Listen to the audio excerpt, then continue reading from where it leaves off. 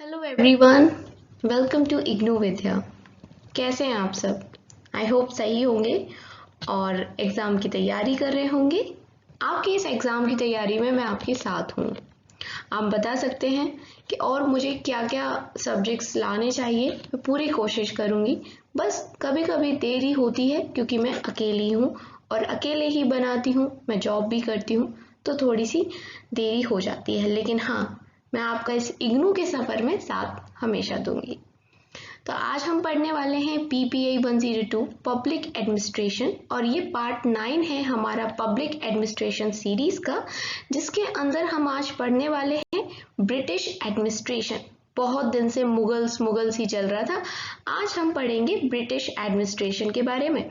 और ये जो ब्रिटिश एडमिनिस्ट्रेशन हम देखेंगे वो देखेंगे 1757 से लेके 1858 तक का।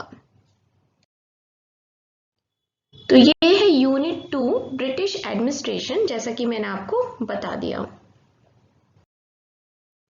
तो ये कुछ पॉइंट्स हैं जो कि हम यूनिट 2 में देखने वाले हैं, और ये बहुत ही ज़्यादा इम्पॉर्टेंट हैं, क्योंकि चाहे आपका इग्नू का एग्ज़ाम हो या कोई भी कॉम्पिटिटिव आप एग्ज़ाम देते हो, SSC, बैंक, इवन UPSC, कुछ भी देते हो, modern history is very important. और ये जो एडमिनिस्ट्रेशन की यहाँ पर बातें करी गई हैं वो मॉडर्न हिस्ट्री से रिलेटेड है, तो ये बहुत ज़्यादा इम्पॉर्टेंट है। तो हम देखेंगे इसके अंदर क्या ऑब्जेक्टिव्स हैं और इंट्रोडक्शन है, मैं आपको बताऊंगी इस यूनिट से हम क्या सीखने वाले हैं। And the nature of administration क्या था, किसका नेचर एडमिनिस्ट्रेशन का, तो ब्रिटिशर्स के जो एडमिनिस्ट्रेशन करने का क्या तरीका था, ये हम देखेंगे। देन हम देखेंगे characteristic features of east India company, east India company के फीचर्स देखेंगे। देन रेगुलेटिंग एक्ट देखेंगे 1773 एंड अमेंडिंग एक्ट ऑफ 1781। फिर देखेंगे कॉन्स्टिट्यूशनल चेंजेस क्या आए थे 1784 से लेके 1834 तक। Very important Pitt's India act देखेंगे। देन फिर अमेंडमेंट जो किया गया था वो देखेंगे। सेंट्रल सेक्रेटरीट के बारे में जानेंगे कि क्या क्या डिपार्टमेंट्स होते हैं इसमें और क्या चेंजेस आए गए 1787 से लेके 1808 के अंदर। देन फाइनेंशियल डिपार्टमेंट्स के बारे में, रिकंस्ट्रक्शन ऑफ डिपार्टमेंट इन 1815 देखेंगे। डिपार्टमेंट अंडर गवर्नर जनरल, क्योंकि उस टाइम पे गवर्नर जनरल हुआ करते थे, बाद में वाइसराय ऑफ इंडिया हो गए, तो ये सारी चीज़ें देखेंगे।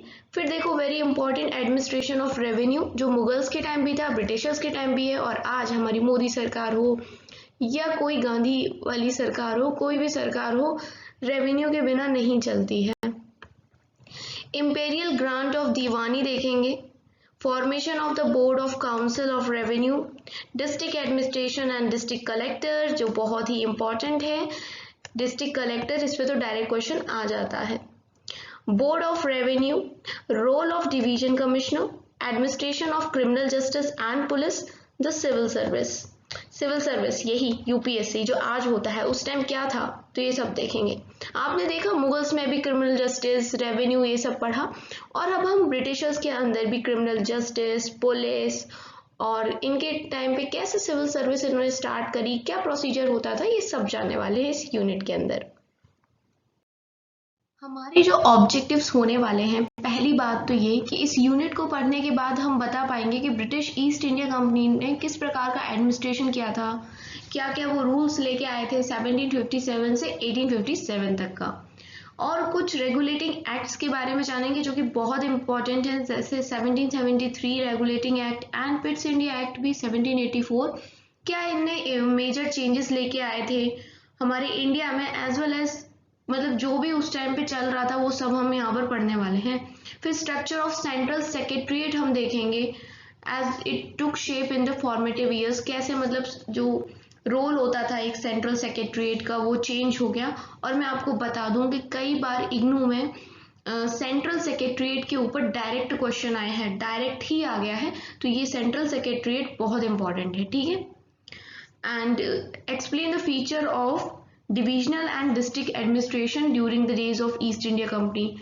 तो ये डिस्ट्रिक्ट एडमिनिस्ट्रेशन और डिविजनल एडमिनिस्ट्रेशन, आपको इसके बारे में पता होगा तो आप अपने आंसर्स में लिख सकते हैं। इवन अगर आपसे आज के बारे में भी पूछा जाए तो आप इस तरह से स्टार्टिंग कर सकेंगे आंसर की कि पहले ऐसा होता था फिर ऐसा होता था। इससे क्या हो, आपके आंसर में थोड़ी लेंथ भी आ जाएगी। तो मैं आपको थोड़ा हैक्स भी बता दे रही हूँ कि आप ज़रूरी नहीं हार्ड वर्क करो, स्मार्ट वर्क से भी आप अपने अच्छे नंबर ला सकते हो। तो हम देखेंगे इंट्रोडक्शन। इसके अंदर जो भी चीज़ें हम पढ़ने वाले हैं हमें पता चल जाएगा इस यूनिट 2 के सफ़र में हम क्या क्या जानने वाले हैं। British administration in India till 1858 was mainly that of East India Company. तो 1858 तक जो एडमिनिस्ट्रेशन का काम था वो ईस्ट इंडिया कंपनी देखती थी, बट टाइम टू टाइम जो क्राउन है, कहाँ का क्राउन, ब्रिटिश की गवर्नमेंट है, जो सरकार है वहाँ की, वो भी दखल देती रहती थी, रेगुलेटिंग एक्ट पास करती रहती थी ताकि कंपनी के एडमिनिस्ट्रेशन पे कंट्रोल दिखा सके अपना। ठीक है, अब क्या होता है, 1858 आ जाता है और 1858 में पूरी तरीके से कंपनी को क्राउन टेक ओवर कर देता है। क्राउन यानी कि ब्रिटिश सरकार, कंपनी की अब कोई पावर नहीं रह गई। तो ऐसा क्या हो गया था जिसकी वजह से 1858 में कंपनी से सब कुछ छिन गया और सरकार आ गई। क्यों?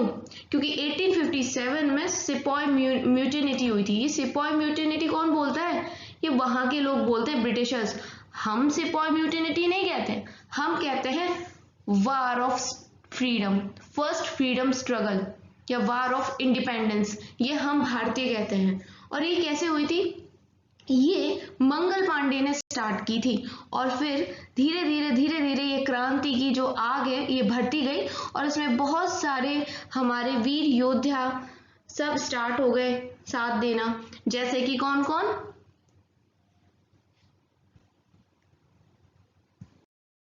जैसे कि रानी लक्ष्मीबाई, नाना साहेब, अजीमुल्ला, तात्या टोपे, कुंवर जगजीत सिंह, मौलवी अहमद उल्ला शाह और बहादुर शाह जफर, जो कि उस टाइम पे मुगल एम्परर थे, पर हाँ सिर्फ नाम के ही एम्परर रह गए थे।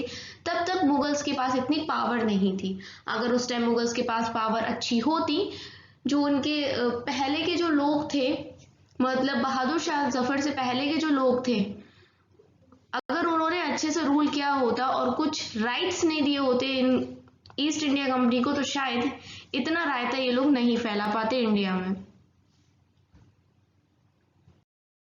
तो देखो ये जो सफर था, ये ईस्ट इंडिया कंपनी व्यापारियों से लेके कैसे शासक बनने लग गई और हुकूमत दिखाने लग गई, पॉलिटिकल अफेयर्स में घुसने लग गई, इकोनॉमिक्स से।